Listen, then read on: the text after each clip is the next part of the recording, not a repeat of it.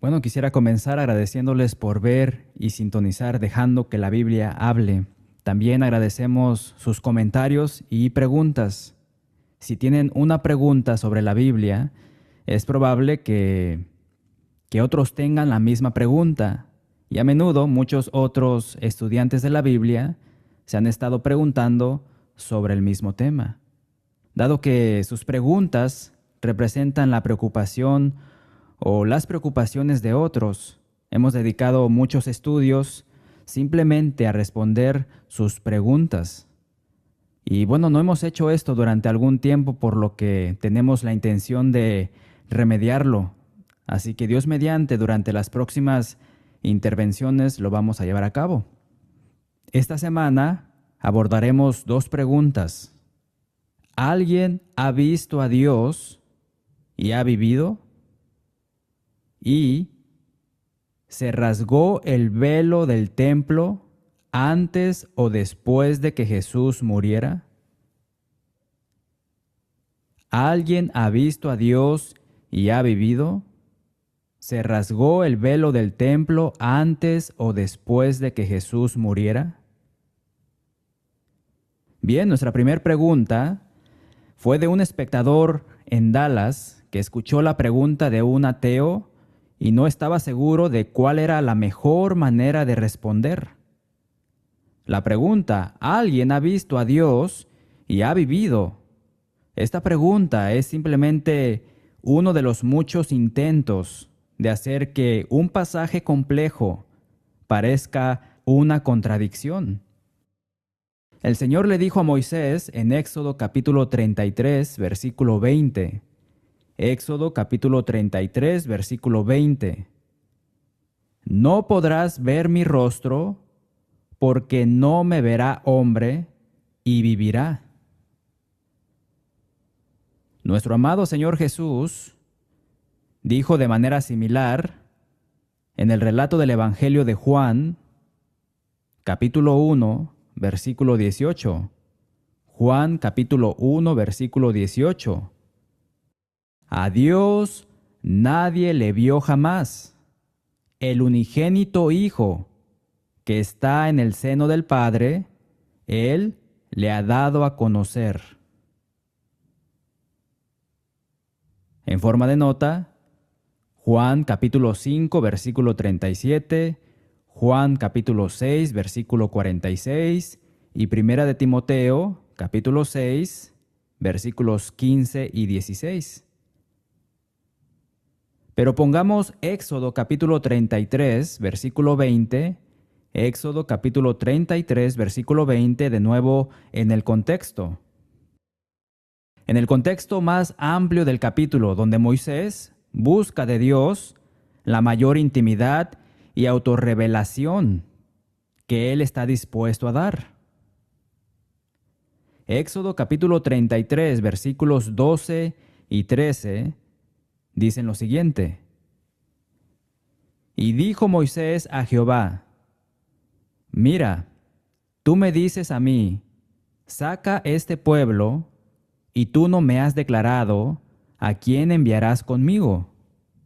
Sin embargo, tú dices, yo te he conocido por tu nombre, y has hallado también gracia en mis ojos.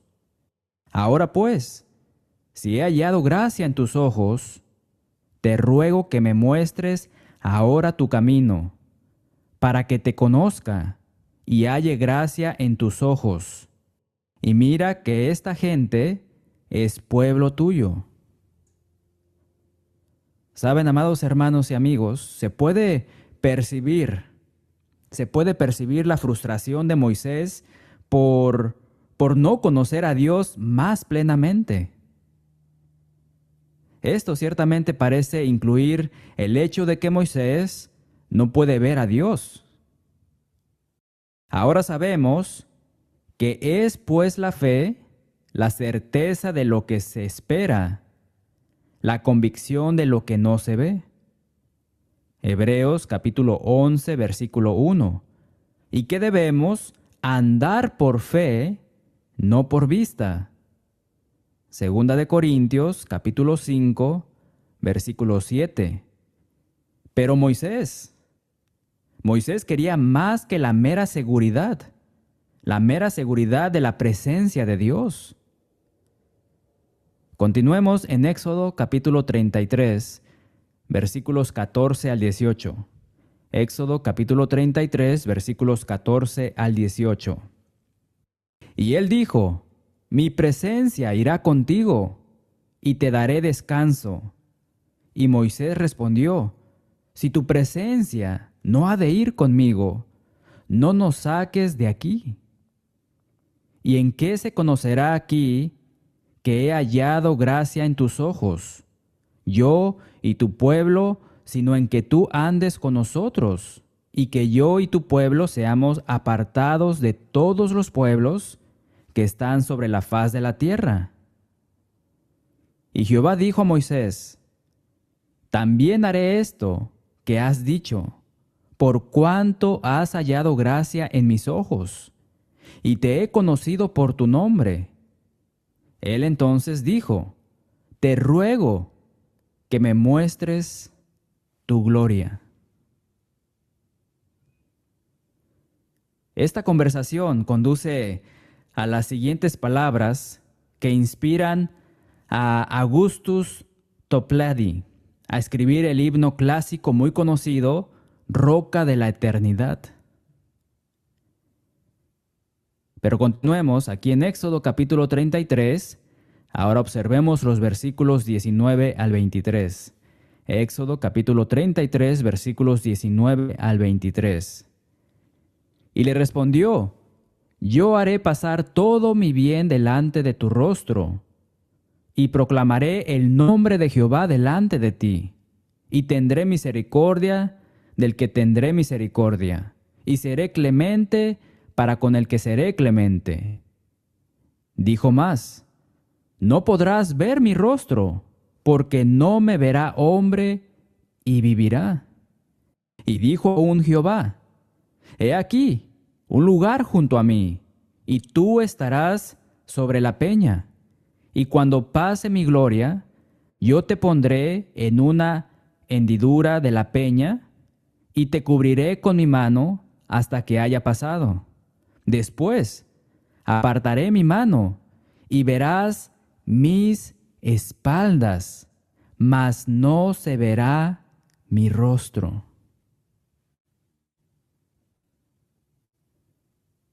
Preguntamos: ¿por qué? ¿Por qué es tan complicado para nosotros entender plenamente esta discusión sobre ¿podemos ver a Dios y vivir? Piénselo de esta manera. Podemos seguir de cerca las discusiones que exploran los atributos físicos de las plantas y también de los seres vivos, porque nos resultan muy familiares. Podemos hacerles muchas pruebas, podemos ponerlos bajo el microscopio. Sin embargo, cuando hablamos de Dios, entramos en un terreno completamente diferente. Un atributo de Dios es su trascendencia, su existencia como aquel que está antes, más allá, muy por encima, y como alguien que nunca hemos visto o conocido. Estas verdades se pueden ver al reflexionar en Génesis capítulo 1, versículo 1. Génesis capítulo 1, versículo 1: En el principio creó Dios los cielos y la tierra. El ser que existía antes y es responsable de crear todas las cosas es necesariamente complejo. Otras escrituras expresan esta misma verdad.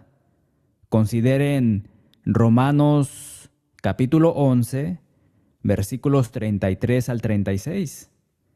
Romanos capítulo 11, versículos 33 al 36. Oh profundidad de las riquezas de la sabiduría y de la ciencia de Dios. Cuán insondables son sus juicios, e inescrutables sus caminos. Porque ¿quién entendió la mente del Señor? ¿O quién fue su consejero? ¿O quién le dio a él primero para que le fuese recompensado? Porque de él, y por él, y para él, son todas las cosas. A él sea la gloria por los siglos. Amén.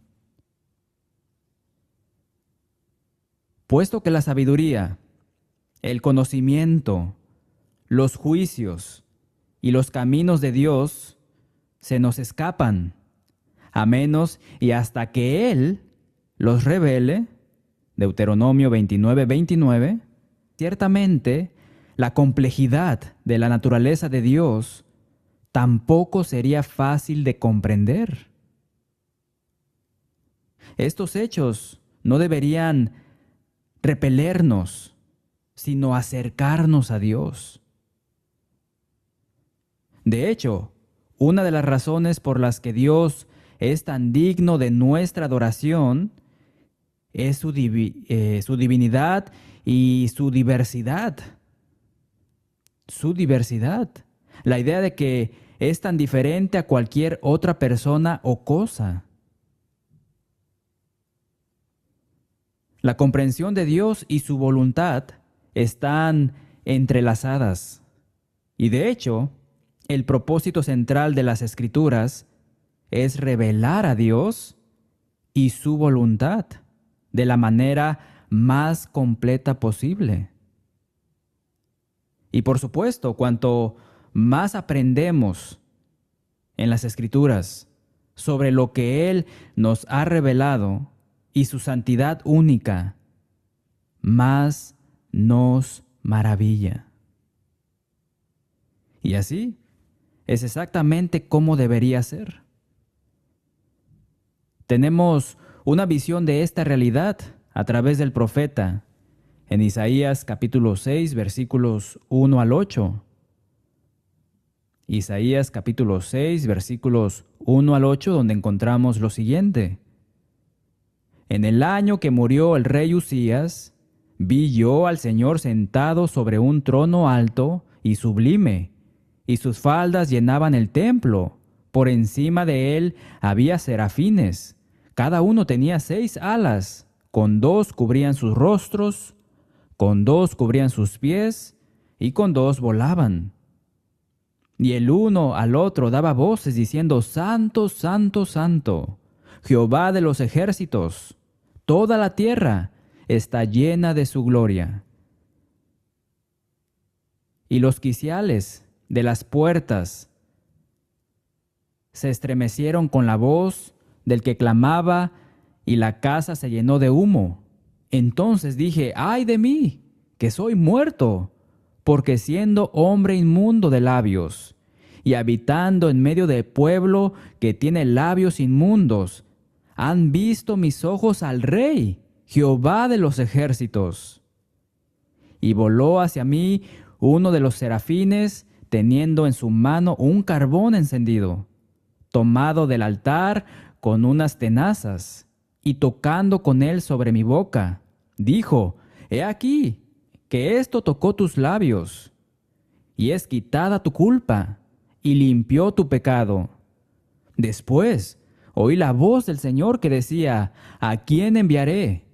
¿Y quién irá por nosotros? Entonces respondí, heme aquí, envíame a mí. Una forma en que Dios es tan diferente, amados hermanos y amigos, una forma en que Dios es tan diferente de nosotros, es que si bien tenemos un cuerpo, un alma y un espíritu, Dios es espíritu.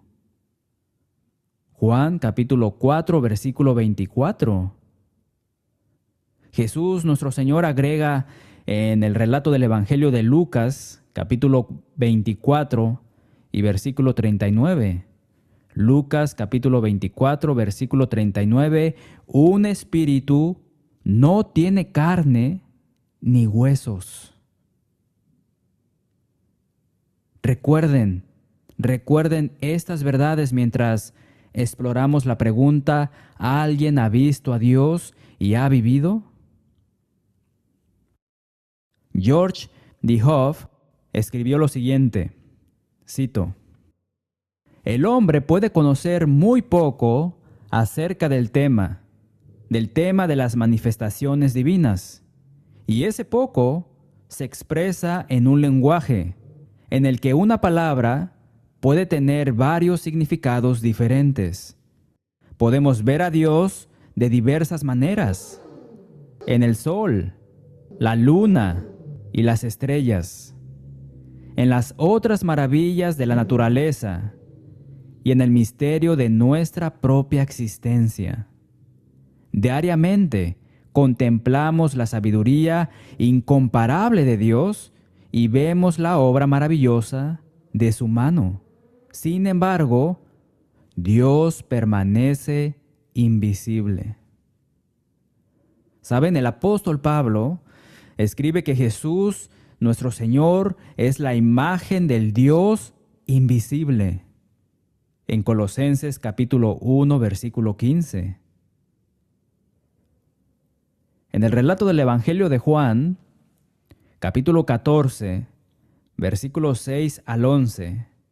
Juan capítulo 14, versículos 6 al 11, Jesús le dijo a Tomás: "Yo soy el camino y la verdad y la vida. Nadie viene al Padre sino por mí. Si me conocieses, también a mi Padre conoceráis, y desde ahora le conocéis y le habéis visto". Felipe le dijo: "Señor, muéstranos el Padre, y nos basta". Jesús le dijo: "Tanto tiempo hace que estoy con vosotros, ¿y no me has conocido, Felipe? El que me ha visto a mí, ha visto al Padre. ¿Cómo pues dices tú, muéstranos al Padre? ¿No crees que yo soy en el Padre y el Padre en mí? Las palabras que yo os hablo, no las hablo por mi propia cuenta, sino que el Padre que mora en mí, Él hace las obras. Creedme que yo soy en el Padre y el Padre en mí. De otra manera, creedme por las mismas obras". Es muy notable que hoy la gente diga: "No podemos creer en Dios porque no podemos verlo". Pero incluso cuando la palabra de Dios se hizo carne y vino a mostrarnos a Dios, hasta los discípulos de Jesús lucharon poderosamente para entenderlo. Cuando Dios se hizo carne y Jesús demostró su deidad de numerosas maneras, el hombre no solo no lo reconoció, sino que determinó que debía destruirlo. George D. Hoff agrega: "Nadie ha visto a Dios. Así como ningún hombre ha visto el sol, los hombres han visto unos pocos rayos débiles de luz solar, brillando a través del vapor y la atmósfera que rodean la Tierra. Si alguien a través de un telescopio mirara la faz del sol, quedaría cegado. Si el hombre se acercara al sol y mirara su gloria descubierta, perecería ante el terrible poder del sol. Aunque ningún hombre ha visto el sol en ningún momento, sin embargo decimos: vi el sol. Cuando cerramos los párpados y miramos en su dirección o a través de un vidrio ahumado, vemos su contorno borroso, pero decimos: hemos visto el sol. De la misma manera, aunque ningún hombre ha visto al Dios eterno, inmortal e invisible, 1 Timoteo 1:17, sin embargo, Él se ha manifestado al hombre de muchas maneras. Cristo vino a la tierra y a través de Él los hombres vieron a Dios. Cuando un ángel, de quien Dios dijo, mi nombre está en él, allí en Éxodo capítulo 23, versículos 20 y 21, fue delante de su pueblo, el Señor en verdad habló cara a cara. Moisés fue enviado para ser un libertador por mano de un ángel que se le apareció en la zarza ardiente y le habló en el monte Sinaí. Hechos capítulo 7 versículos 35 al 38. Aunque no se podía ver todo el esplendor de la majestad divina. Cuando Dios habló con Moisés cara a cara, su gloria tuvo que ser parcialmente ocultada, pues Moisés no habría podido vivir. Por eso, leemos lo siguiente en Éxodo capítulo 33, versículos 21 al 23. Éxodo capítulo 33, versículos 21 al 23. Y dijo aún Jehová, he aquí un lugar junto a mí, y tú estarás sobre la peña, y cuando pase mi gloria, yo te pondré en una hendidura de la peña, y te cubriré con mi mano hasta que haya pasado. Después apartaré mi mano, y verás mis espaldas, mas no se verá mi rostro. Ningún hombre, amados, ha visto ni puede ver a Dios Padre.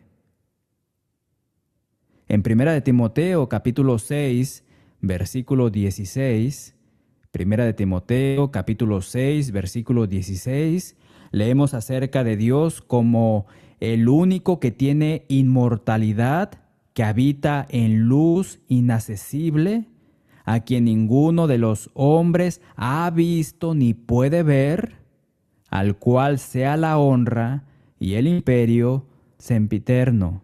Amén. Jamieson Fausset y Brown, en su comentario bíblico, dicen lo siguiente, cito, mora en la luz a la cual ningún hombre se puede acercar. Después de la vida viene la luz, como Daniel capítulo 2, versículo 22, Juan capítulo 1, versículo 4. Esa luz es inaccesible para las criaturas, excepto en la medida en que Él las admita y Él salga hacia ellas. Si uno no puede contemplar fijamente al sol, sino a una pequeña parte de la creación, debido a su excesivo calor y poder, ¿cuánto menos puede el mortal contemplar la inefable gloria de Dios? Y por eso leemos en escrituras como el Salmo 104, versículos 1 y 2, Salmo 104, versículos 1 y 2, bendice alma mía a Jehová. Jehová Dios mío, mucho te has engrandecido, te has vestido de gloria y de magnificencia. El que se cubre de luz como de vestidura, que extiende los cielos como una cortina.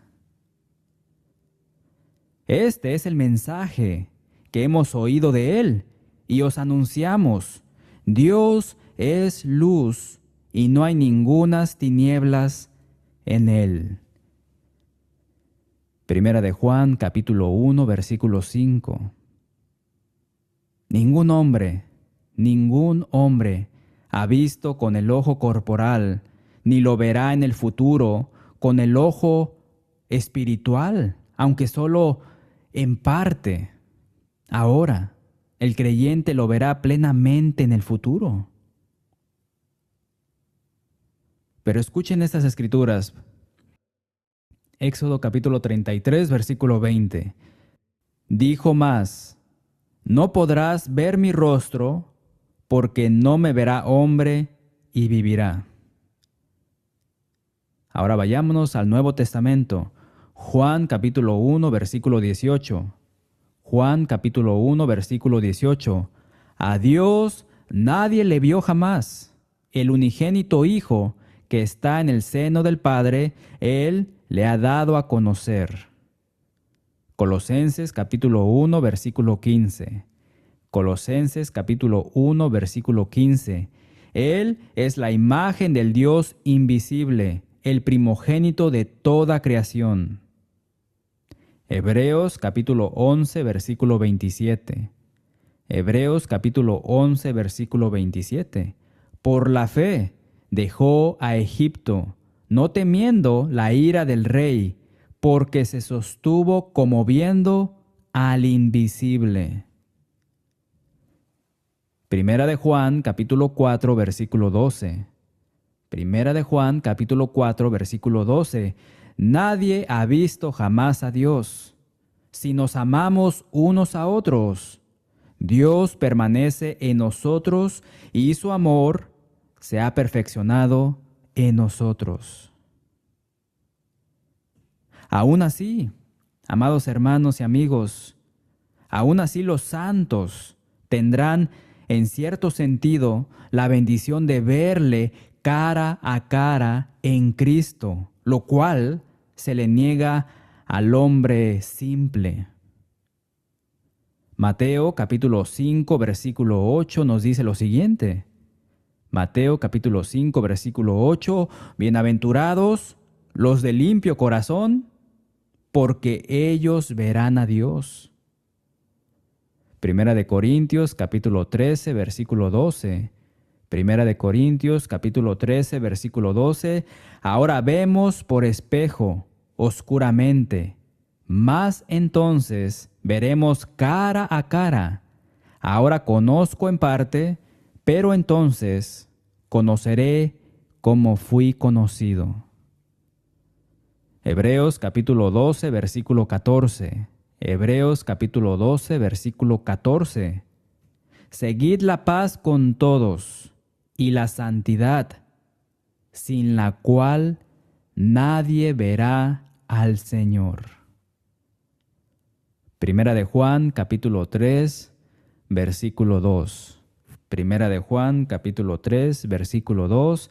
Amados, ahora somos hijos de Dios, y aún no se ha manifestado lo que hemos de ser, pero sabemos que cuando Él se manifieste, seremos semejantes a Él, porque le veremos tal como Él es. Apocalipsis capítulo 22, versículo 4. Apocalipsis capítulo 22, versículo 4. Y verán su rostro, y su nombre estará en sus frentes. Jesús nuestro Señor es Dios manifestado en carne. Primera de Timoteo capítulo 3 versículo 16. Como el Verbo, a lo largo de la eternidad, Jesús estaba con Dios, el Padre, y era Dios, el segundo miembro de la deidad. Como Dios, el Verbo se hizo carne como el Hijo de María. Juan capítulo 1, versículo 1, y también en el versículo 14 leemos sobre esto. Y llegó a ser conocido como Jesús el Cristo. Por supuesto, muchos lo vieron. Cuando lleguemos al cielo, ¿todos veremos a Jesús? En el contexto de su segunda venida, Primera de Juan capítulo 2, versículo 28, el apóstol Juan nos asegura en Primera de Juan capítulo 3 versículo 2.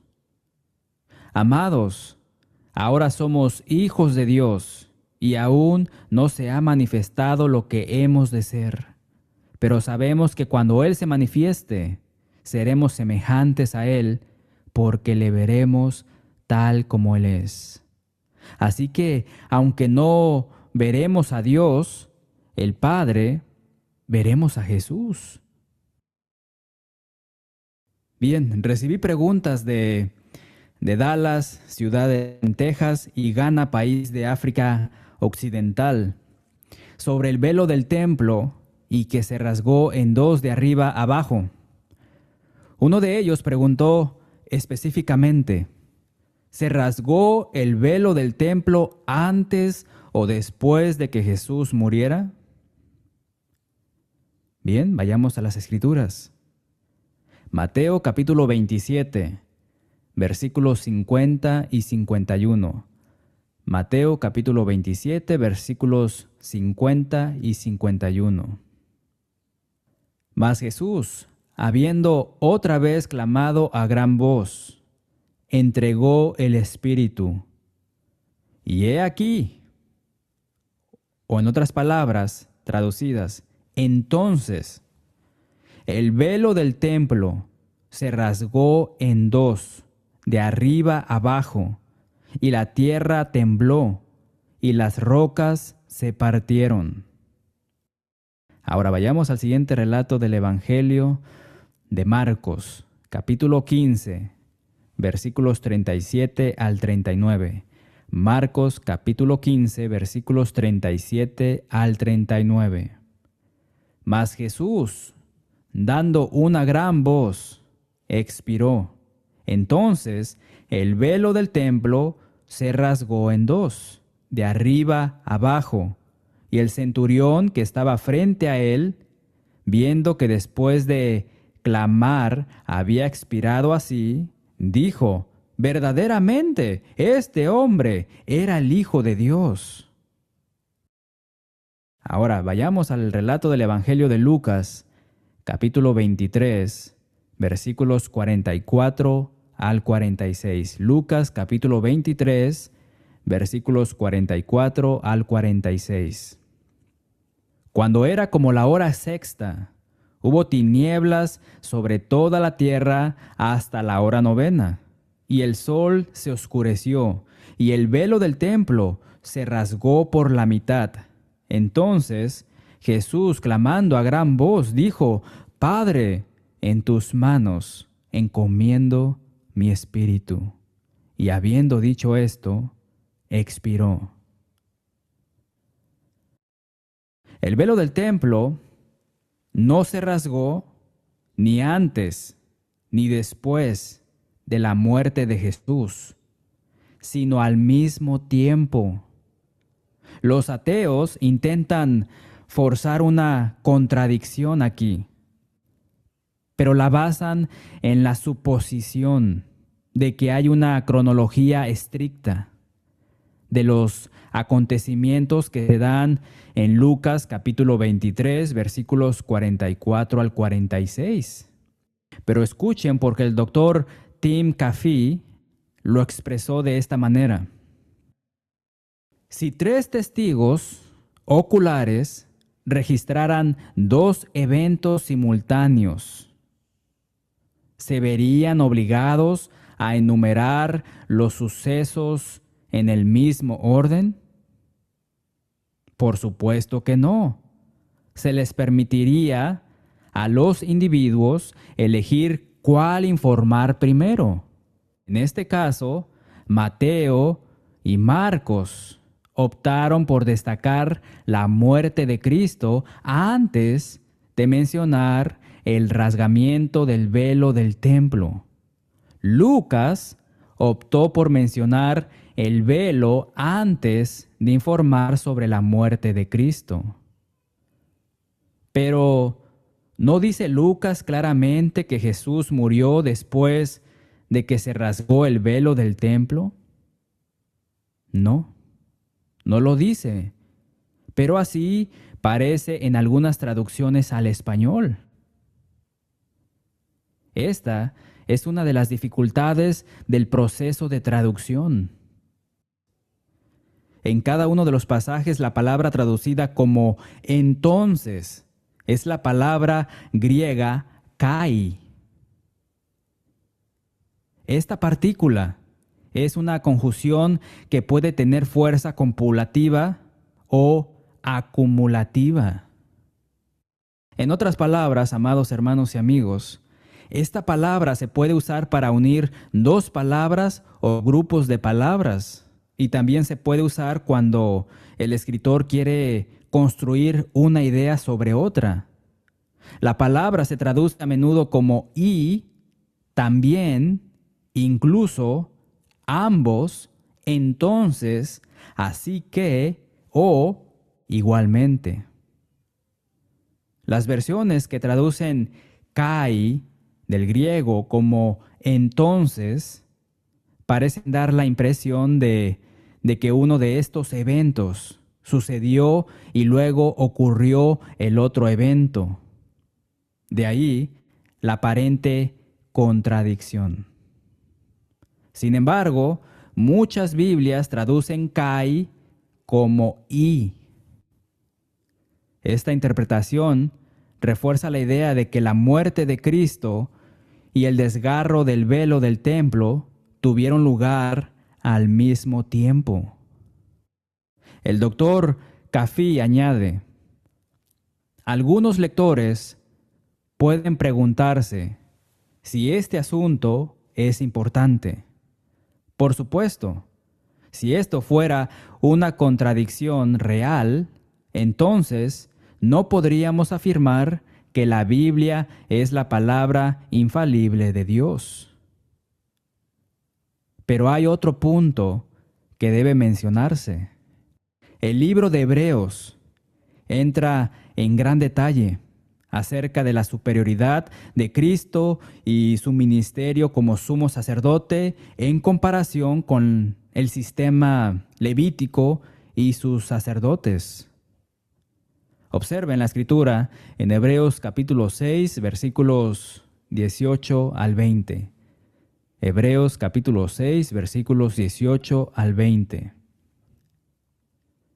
Esperanza puesta delante de nosotros, la cual tenemos como segura y firme ancla del alma, y que penetra hasta dentro del velo, donde Jesús entró por nosotros como precursor, hecho sumo sacerdote para siempre, según el orden de Melquisedec.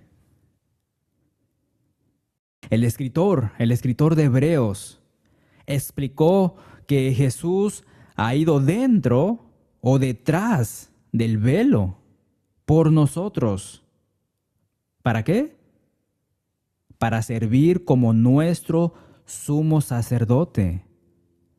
La rasgadura del velo, entonces, amados, la rasgadura del velo del templo significó el comienzo del ministerio de Cristo como sumo sacerdote.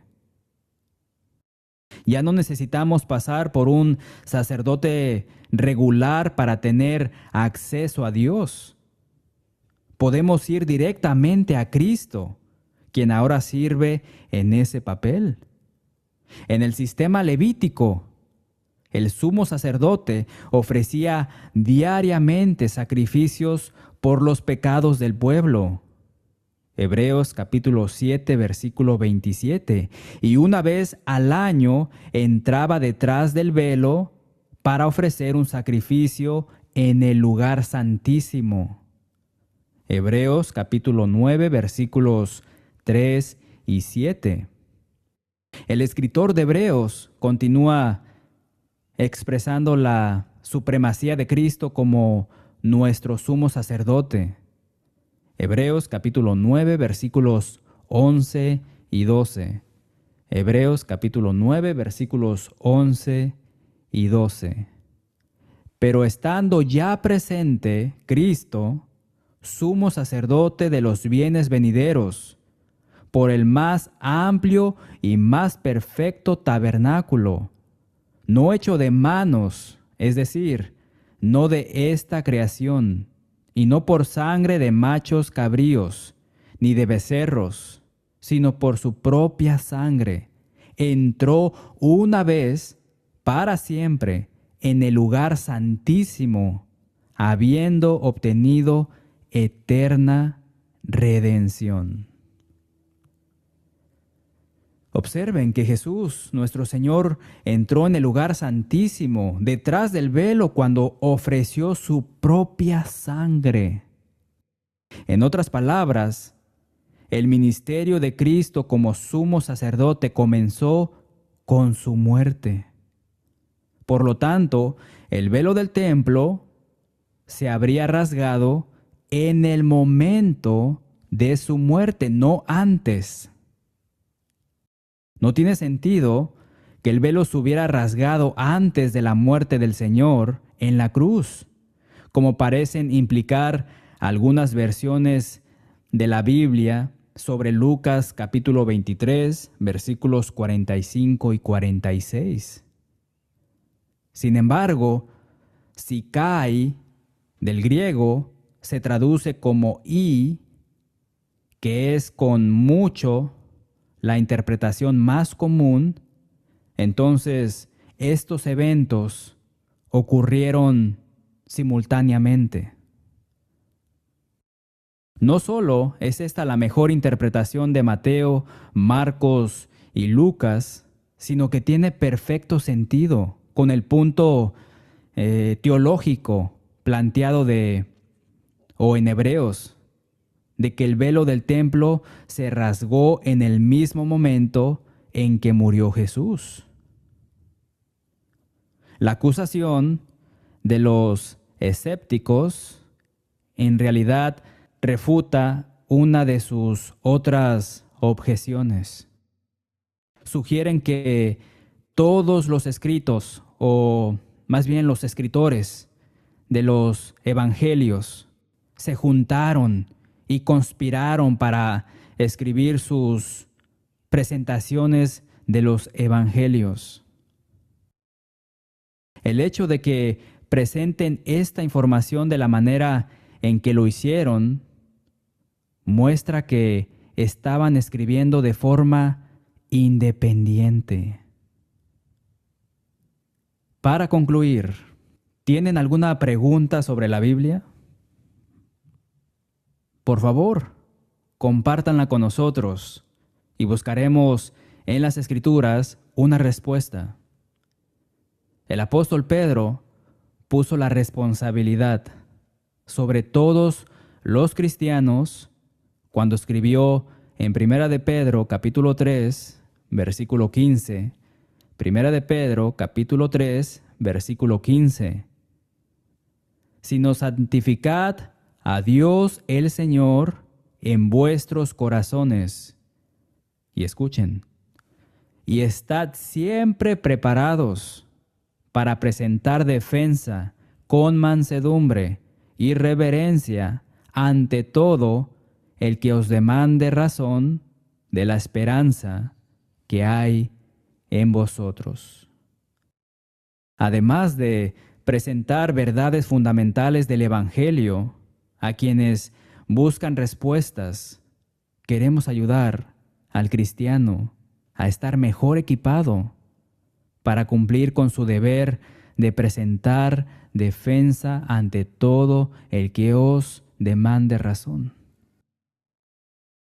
Muchísimas gracias por su apreciada atención, amados hermanos, hermanas y amigos. Esperamos y oramos que hayan escuchado la voz de Dios hablarles a través de su palabra.